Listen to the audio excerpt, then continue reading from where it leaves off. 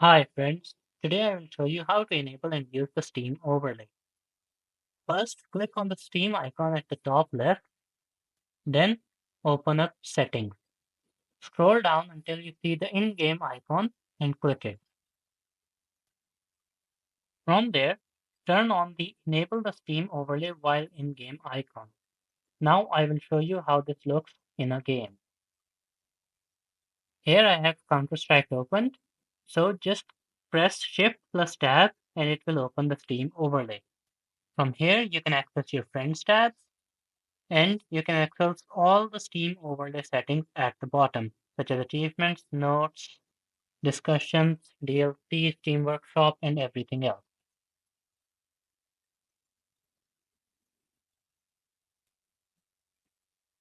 Thank you for watching. Make sure to like the video and subscribe.